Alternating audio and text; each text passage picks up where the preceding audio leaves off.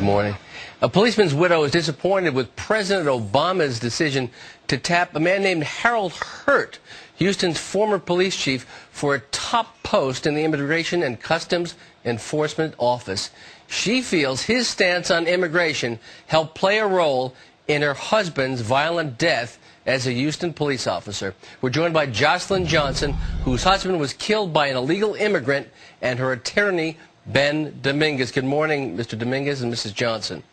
Mrs. Johnson, I'm very sorry for your loss, and I thank you for your husband's service. Tell us about this. You're suing Houston, and you're suing Mr. Hurtt based on Houston's policy with regard to immigration. Tell us why. Well, we're suing the chief of police because he refused to implement a policy that allowed Sergeant Johnson to communicate with ICE when a police officer detained a suspect on the streets. And Mrs. Johnson, tell me, do you have confidence that the court system will do your husband's memory justice with regard to Mr. Hurtt? Yes, I believe so.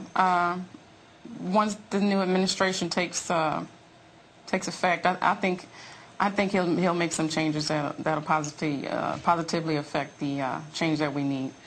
Now, Mrs. Johnson, you have a connection with the police department in Houston now?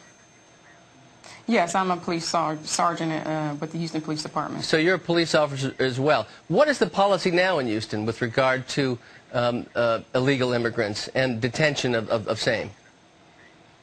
It has remained the same. It has not changed. Go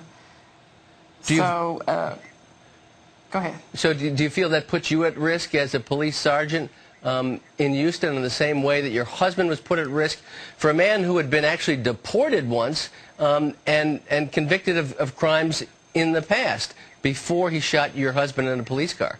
Does that put you and other police officers at risk in Houston?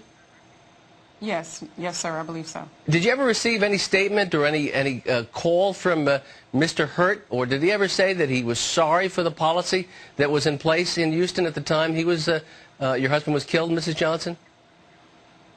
No, he never personally apologized to me. He did treat me very well after my husband got killed, though.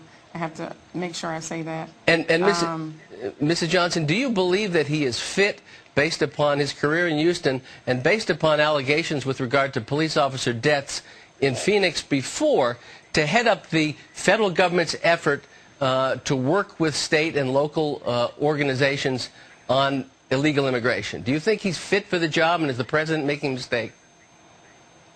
I think he's competent. I don't think President Obama would have chosen him had he not been competent.